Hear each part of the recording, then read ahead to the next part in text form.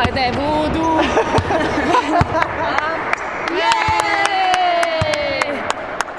Dziesmotā treniņā ar TTT Rīga basketbolistiem tikās dziedātāji Kendi, Džūda un Elija Jū, lai gatavotos basketbola mačam, kas 12. februārī norisināsies Rīgas Olimpiskajā centrā. Kāklāja Dita Krūmberga iecer izaicināt jaunās dziedātājas redās, redzot, cik nedroši spēles laukumā jūtas Džūda. Tā doma radās tāpēc, kad mums jaunā dziedātāja Džūda ir, un viņa nāca mums mūsu spēlēm un tā kā ar saviem priekšsumiem uzstājās. Un viņai tā kā bija dikti bail, ka viņai kāds neuzskrien virsū un kāds neiemeta bumbu. Un tad, par cik viņai bija tik šausmīgi bail, tad meitenes tā kā izdomāja, ka jāparāda, ka tomēr tas basketbols nav tik tāda drausmīga un briesmīga spēle, kad visu to var spēlēt.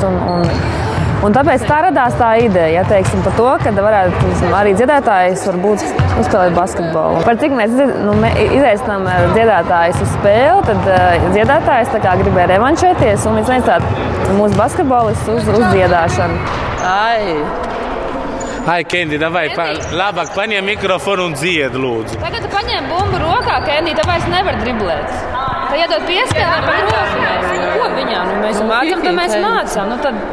Bet lai pasapsmes, lai viņas zina. Ja tev ir bumba, neko nevari vairs darīt.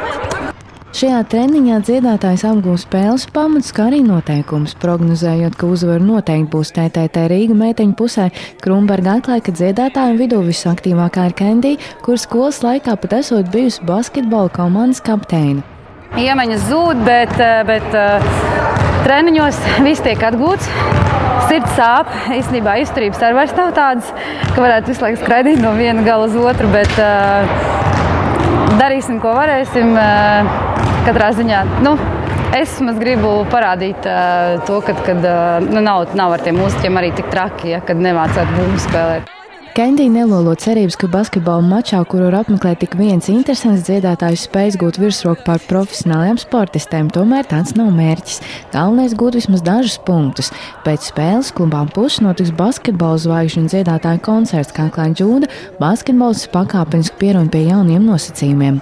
Sākumā bija baigi tā dīvaini, kaut kā, viņām, man ir Kristīna Kārkliņa, ar viņu duetā esam, un viņai mācīt dziedāt bija grūti, bet viņi notika to, un viss baigi labi. Dziediņas labi, tikai grūti viņām, pieņemsim, likt darīt kaut kādas lietas. Man Kristīna vienmēr bija baigi jādomā, kādas kustības likt un kā, jo daudz ko negribēja darīt, bet beigās jau kaut kā tik cauri normāli.